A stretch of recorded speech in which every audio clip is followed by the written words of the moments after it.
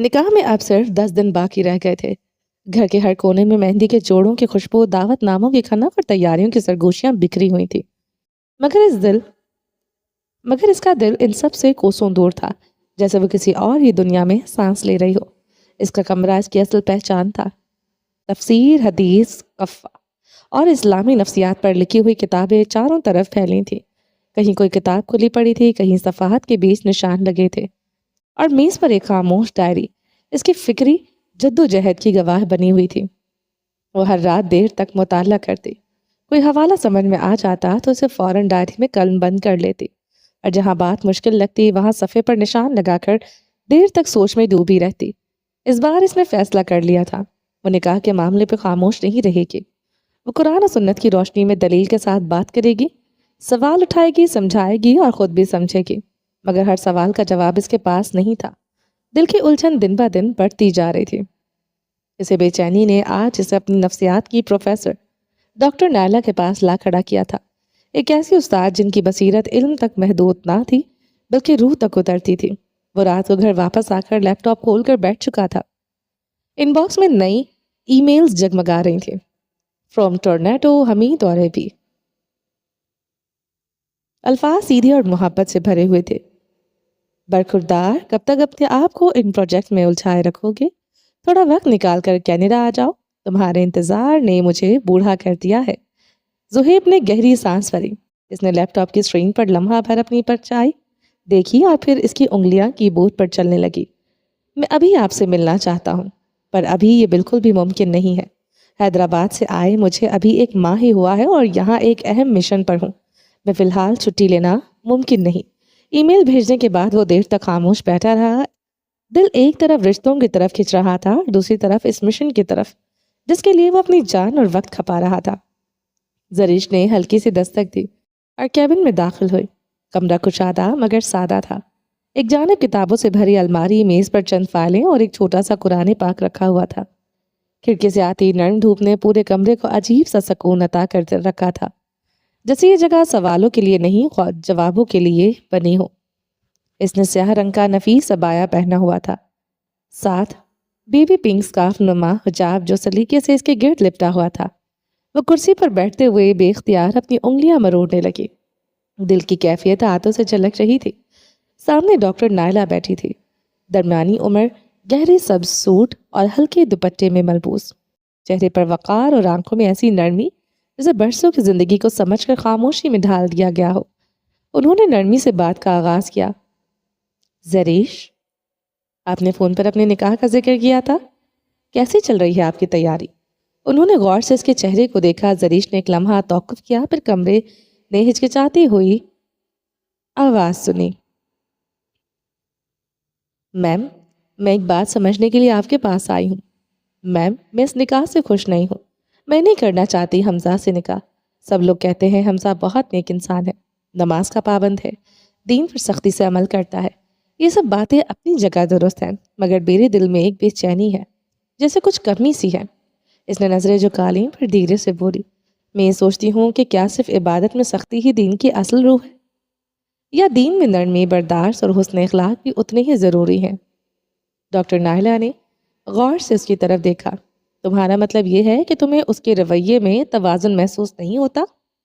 جی میم۔ اس کی آواز مدھم تھی مگر بات میں وزن تھا۔ جب حمزہ دین کی بات کرتا ہے تو اس میں غصہ اور سختی نمایاں ہوتی ہے۔ وہ دوسروں کو مہلت نہیں دیتا اور وہ اپنی غلطی سدھار سکے۔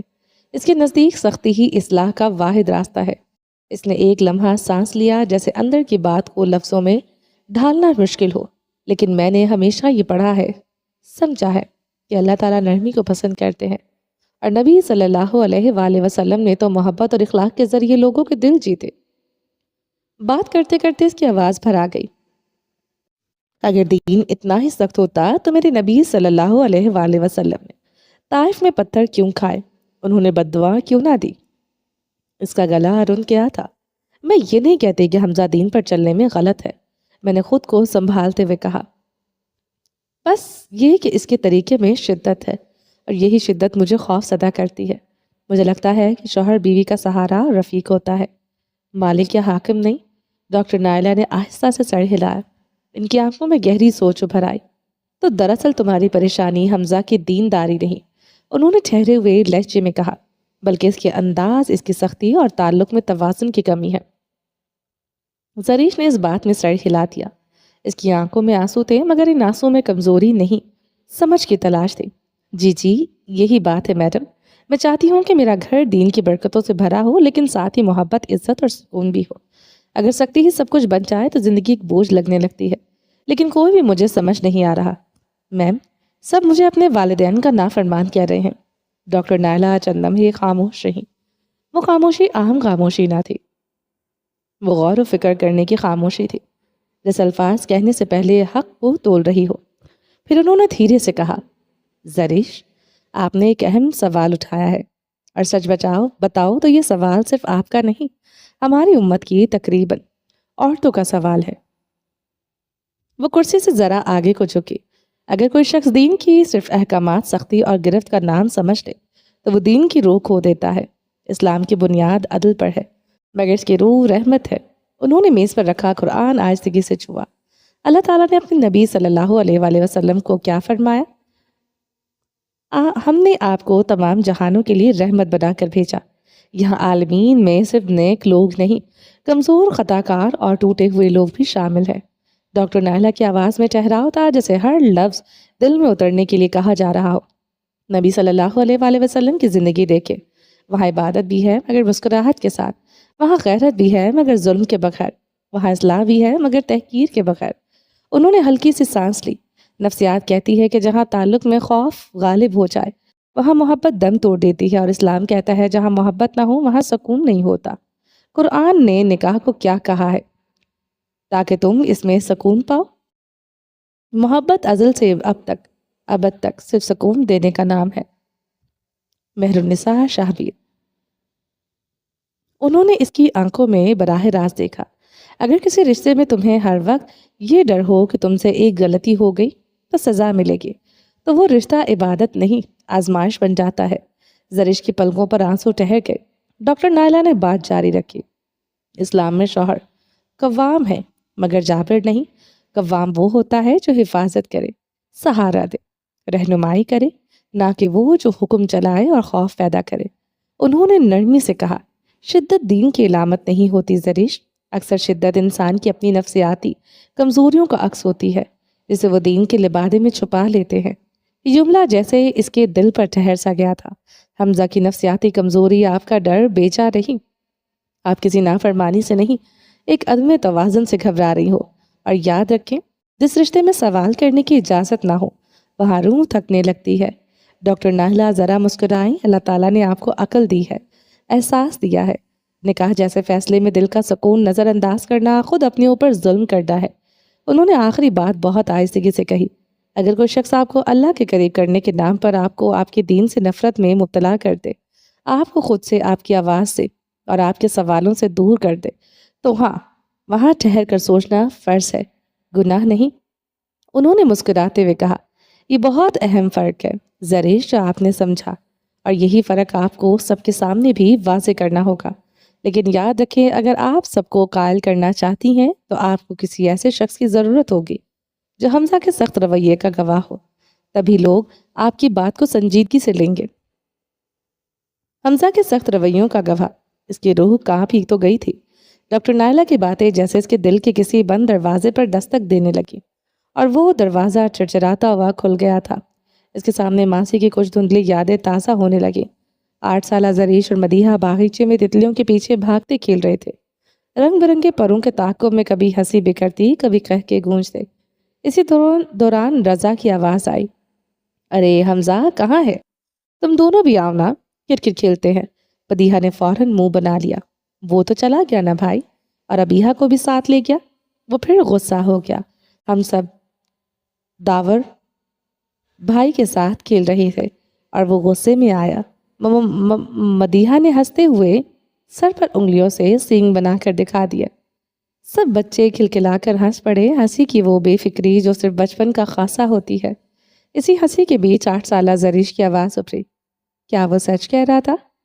رضا نے پریشانی سے پوچھا، ارے تم دونوں بتاؤ تو صحیح، اس نے کیا کہا؟ چھوٹی زریش نے معصومیت سے کہا، وہ ابیہا کو غصہ کر رہا تھا۔ رضا بھائی، اس نے کہا، تم نے دوپٹہ سر پر کیوں نہیں رکھا؟ تم نے نماز کیوں نہیں پڑھی؟ کیا تم جہنم میں جانا چاہتی ہو؟ وہ ذرا رک کر بولی، وہ تو چھوٹی بچی ہے نا رضا بھائی۔ اس کی آواز میں الجھن تھی کہ اللہ تعالیٰ اسے جہنم میں ڈال دیں گے۔ بابا تو کہتے ہیں اللہ تعالیٰ ہم سے بہت محبت کرتے ہیں۔ مدیحہ نے فوراً بات پکڑی، ہاں میری ماما بھی یہی کہتی ہیں، وہ تو صرف 6 سال کی ہے، کیا وہ جہنم میں چلی جائے گی؟ رضا نے پریشانی سے ان دونوں کو دیکھا۔ وہ خود بھی 11 سال کا ہی تھا، اسے بھی ان باتوں کی سمجھ نہیں تھی۔ بچوں نے اپنی سوچ کے مطابق باتوں کو جوڑ لیا تھا۔ ان کے ننھے ذہنوں میں سوال اگ آئے تھے۔ اللہ محبت کرنے والا ہے، ہم اپنے بچوں کو یہ نہیں بتاتے بلکہ انہیں اللہ کے خوف زدہ کر دیتے ہیں، انہیں صرف عذابوں سے ڈراتے ہیں۔ ہم خود اپنے بچوں کے دل میں اللہ کا خوف ایسے بٹھا دیتے ہیں کہ محبت کہیں پیچھے رہ جاتی ہے۔ چھوٹی زریش نے نفی میں سر ہلاتے ہوئے کہا، نہیں ایسا نہیں ہو سکتا۔ تمہیں کیسے پتا ہے ایسا ہو بھی سکتا ہے؟ تو نہیں، ایسا نہیں ہو سکتا۔ ارے تم دونوں جھگڑ کیوں رہی ہو؟ ہم کسی بڑے سے پوچھ لیتے ہیں نا۔ ٹھیک ہے، میں حمزہ بھائی کو بلا کر لاتی ہوں۔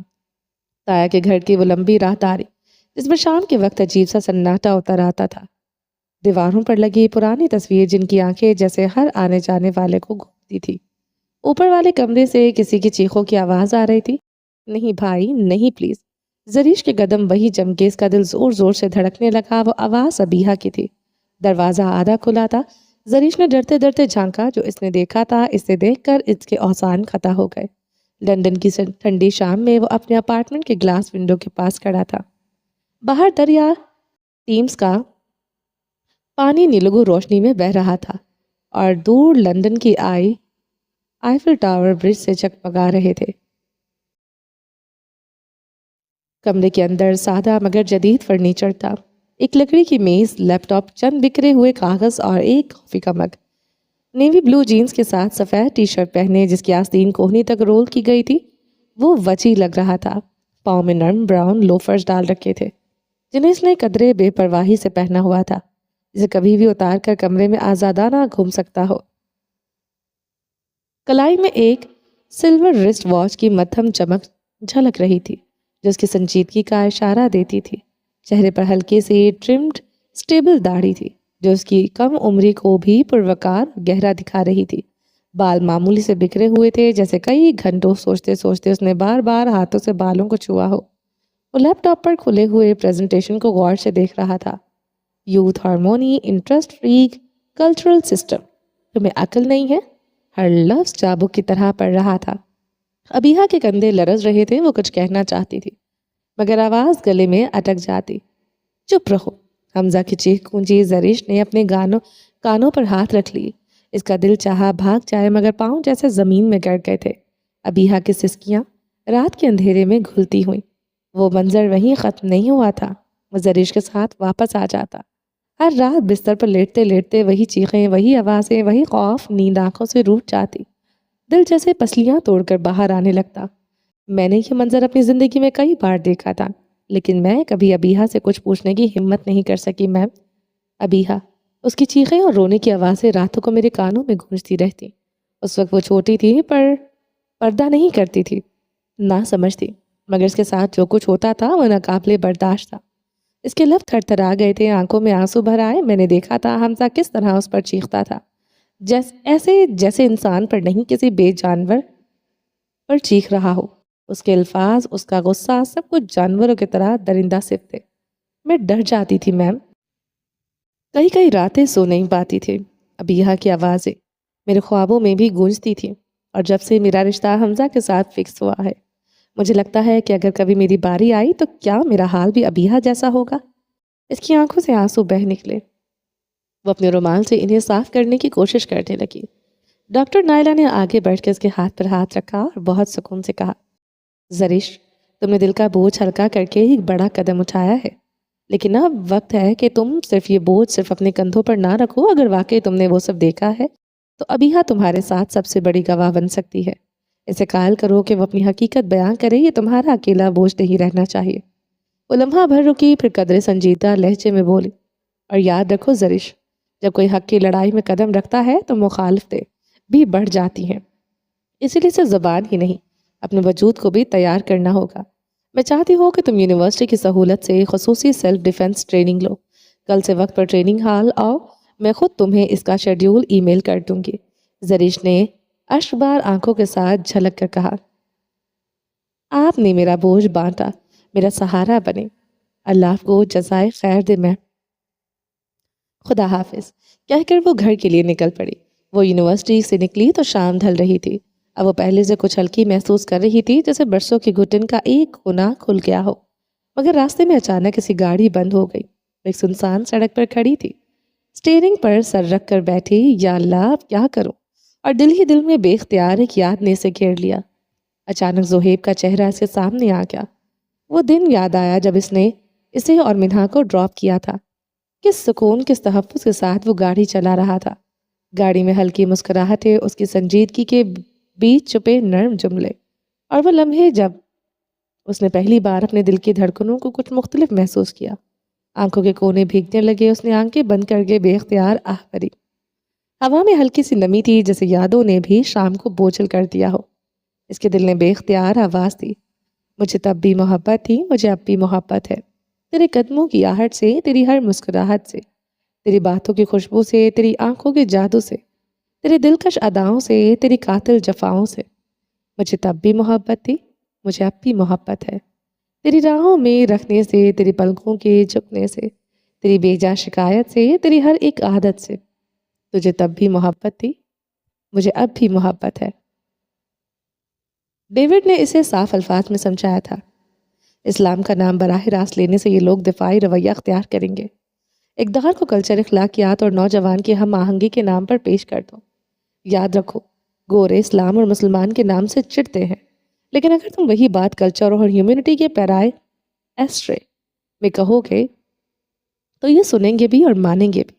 ज़ुहैब की आंखों में गहरी संजीदगी झलक रही थी, और वो अपने ही दिल में मंसूबा बंदी कर रहा था। सबसे पहले मसला बयान करना है। नौजवानों का एतमाद मौजूदा मुआशी निज़ाम से उठ चुका है। फिर हल पेश करना है बगैर सूद के ताउन पर मबनी मॉडल, जो इंसाफ और वक़ार पर कायम हो।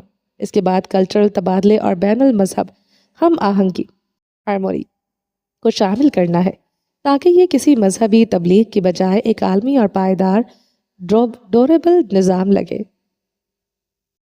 वो ज़ेरे लब बड़बड़ाया, अगर मैं सिर्फ माशियात की ज़ुबान में बात करूँगा तो ये सुनेंगे, लेकिन अगर मैं इंसानियत और वक़ार का पहलू लाऊंगा तो ये महसूस भी करेंगे। यही असल फ़र्क डालना है।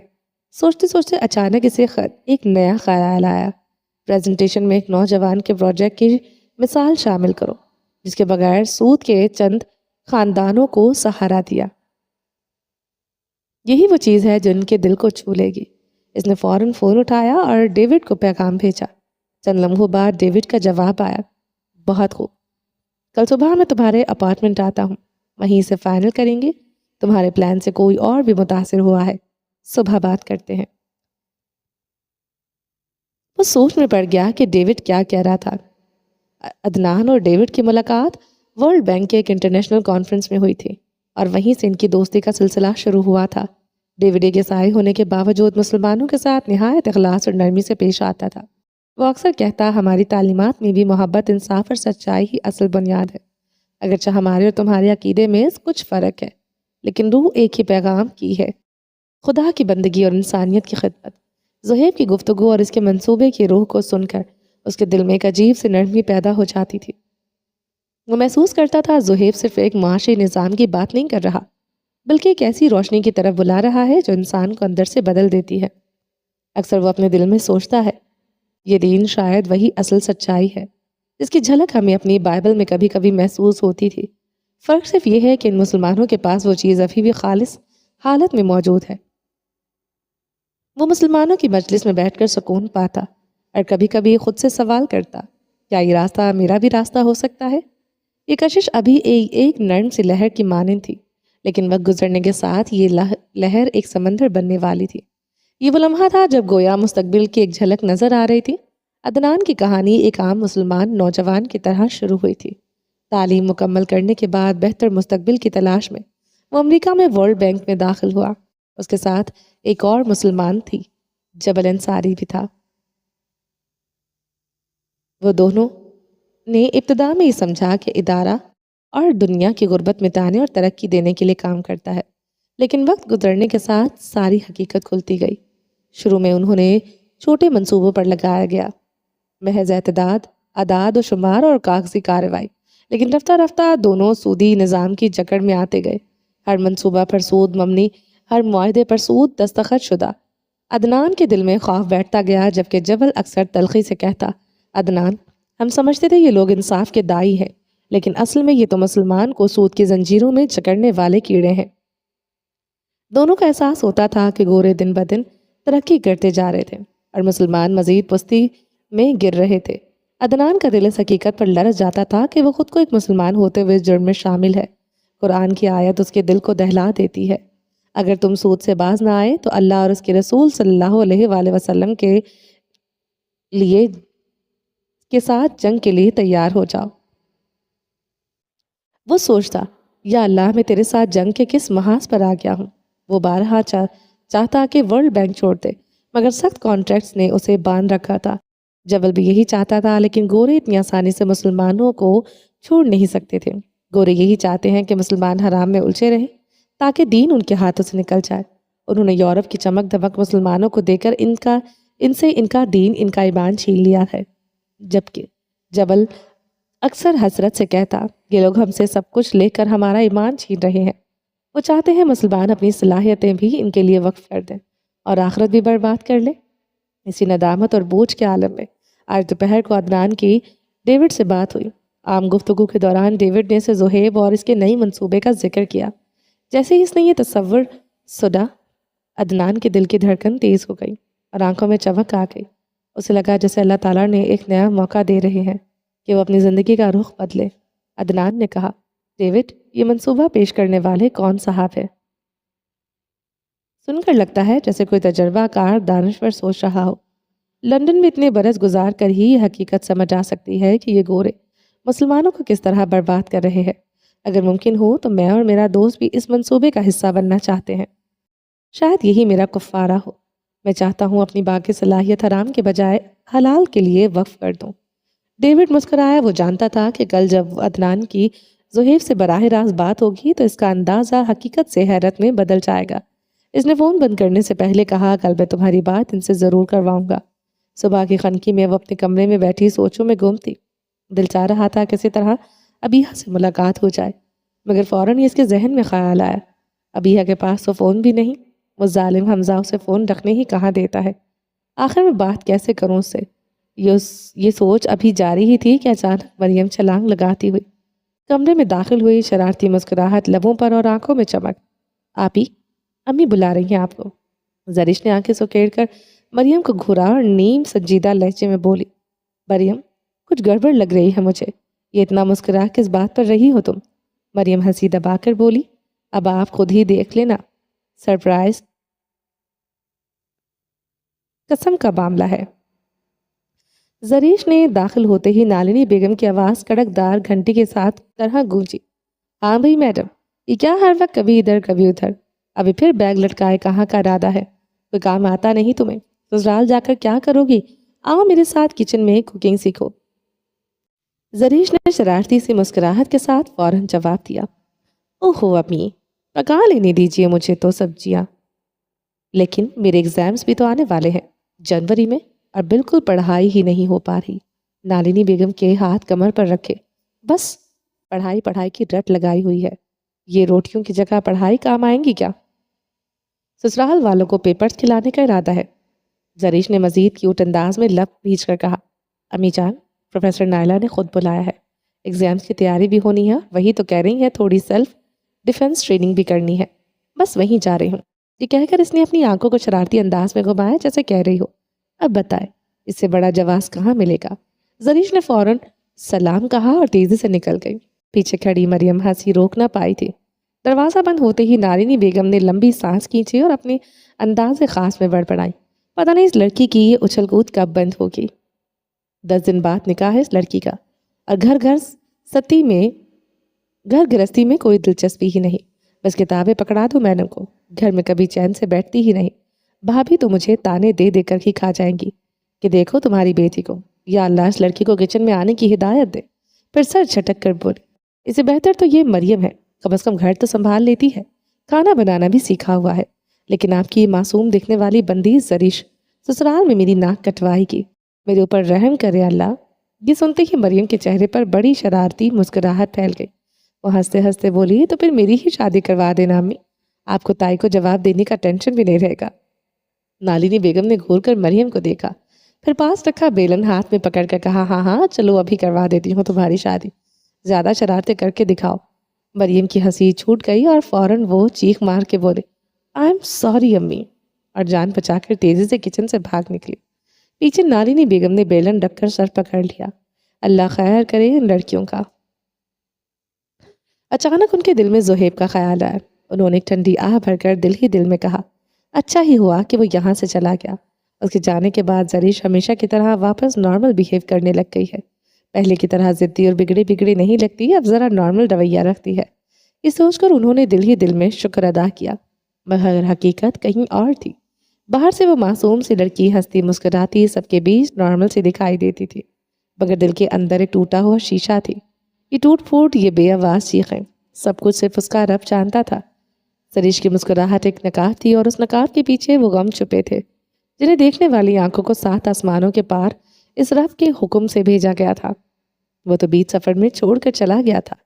اس کا دکھ، اسے تکلیف کی کسی کو نہ خبر تھی، نہ پرواہ سوائے اس کے اللہ کے۔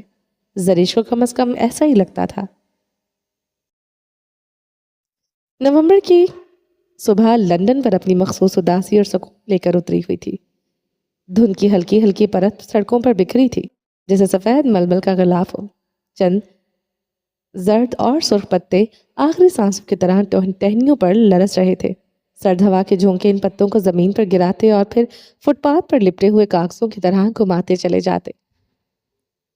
سڑک پر چلتے لوگ اپنے آپ کو اوور کوٹ، سکارف میں، مفلر میں لپٹے ہاتھوں میں گرم کافی سے کپ تھامے جلدی جلدی قدم بڑھا رہے تھے۔ کہیں کوئی سائیکل پر جھکا تیز آواز سے لڑ رہا تھا تو کہیں 2 بچے اپنی ماں کے ساتھ اسکول کی طرف روانہ تھے۔ اسی منظر کے بیچ ایک چھوٹی مگر جدید بلڈنگ کے اپارٹمنٹ میں وہ رہتا تھا۔ باہر برقی لیمپ کی مدھم روشنی اور دھند کے درمیان اس عمارت کو دیکھ کر یوں لگتا تھا جیسے خاموشی کا کوئی جزیرہ ہو۔ اندر اپارٹمنٹ کا ماحول بالکل برعکس تھا، گرمائش اور ماڈرن سادگی کے ساتھ کچن میں کافی کی خوشبو پھیلی ہوئی تھی۔ نیوی بلو بلیزر کے اندر سفید اونی ہائی نیک پہنے وہ بالکل ایک ینگ پروفیشنل لگ رہا تھا۔ اس نے کافی میکر سے اٹھتی بھاپ کو دیکھا۔ پہلا مگ بھرا ہی تھا کہ ڈور بیل بجی۔ اس نے دروازہ کھولا۔ سامنے ڈیوڈ کھڑا تھا۔ زہیب نے مسکراتے ہوئے اس کا استقبال کیا اور اس کی طرف ہو کر اندر آنے کا اشارہ دیا۔ دونوں ڈرائنگ روم کی طرف بڑھے اور ڈرائنگ روم کشادہ اور آرام دہ تھا۔ لکڑی کا فرش اور اس پر بچھا ہوا نرم قالین کمرے کو خاصی گرم جوشی دے رہا تھا۔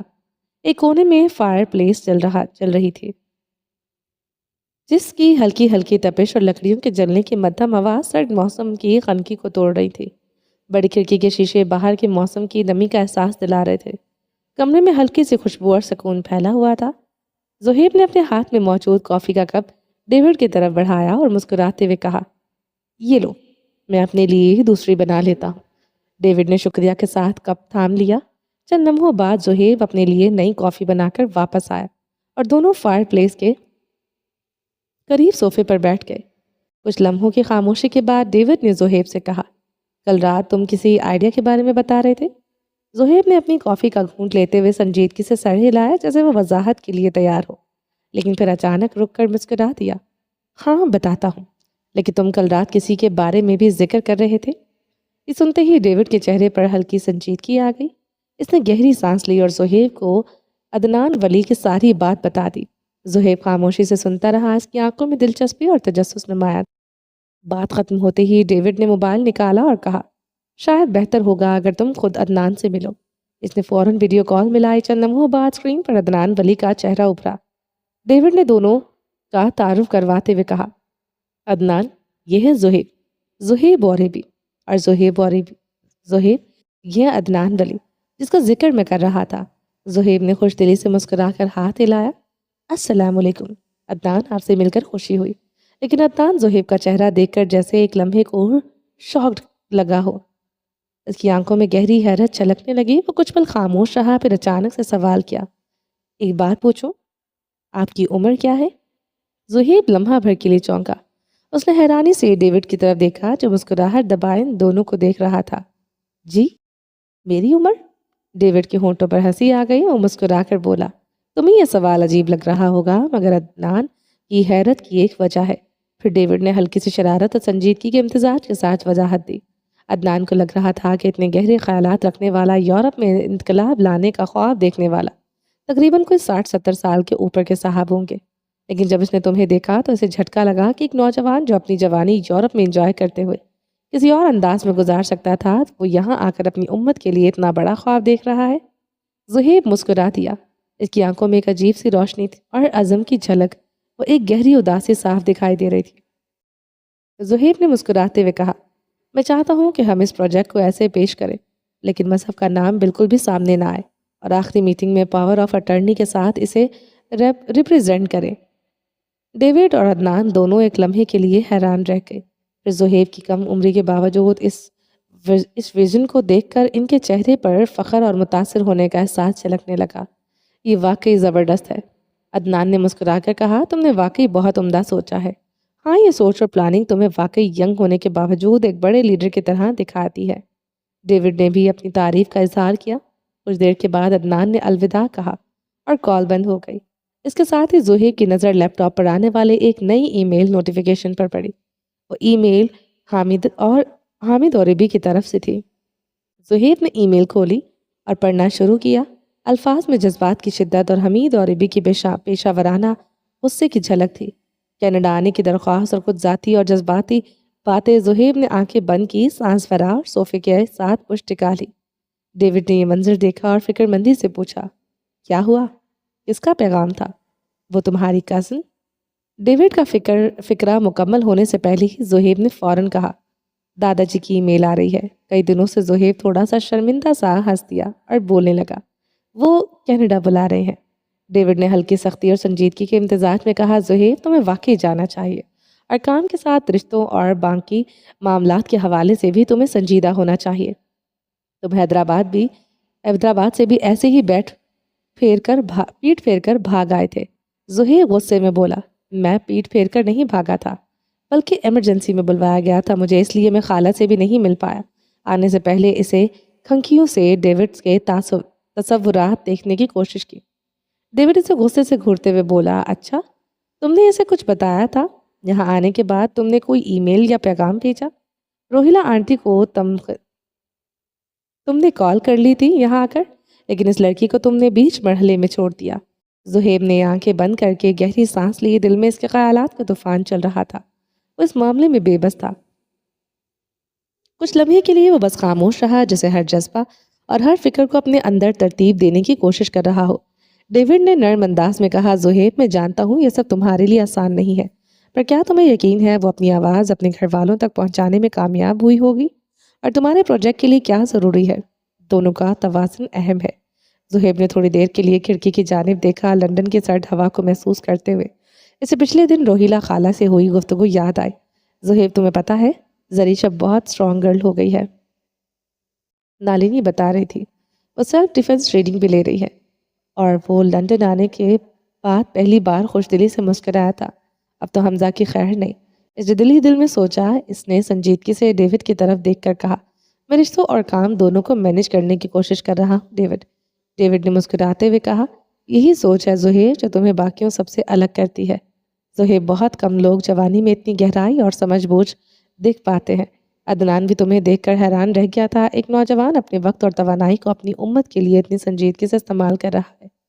ہاں ڈیوڈ، عدنان کی حیرت نے مجھے بھی سوچنے پر مجبور کر دیا کہ میری ذمہ داری کتنی بڑی ہے۔ اس نے دادا جی کو جلدی آنے کا وعدہ کر کے لیپ ٹاپ آف کر دیا۔ یقین کرو زہیب، تم جس بھی راستے کا انتخاب کرو گے تم اسے درست طریقے سے نبھاؤ گے، بس اپنے دل اور عقل دونوں کو ساتھ رکھو۔ زہیب نے سر ہلا دیا اور مسکرا دیا۔ چلیں جی، باقی کا نیکسٹ ایپیسوڈ میں کنٹینیو کریں گے۔ امید ہے آپ کو یہ ایپیسوڈ پسند آئی ہوگی۔ اگر آپ نے ابھی تک ہمارے چینل کو سبسکرائب نہیں کیا تو جلدی سے بھی سبسکرائب کر دیں، لائک اینڈ شیئر کریں اور اپنی رائے کامنٹ باکس میں لازمی دیں۔ اپنا ڈھیر سارا خیال رکھیے گا، دعاؤں میں یاد رکھیے گا۔ ملتے ہیں نیکسٹ ایپیسوڈ کے ساتھ، تب تک کے لیے اللہ حافظ۔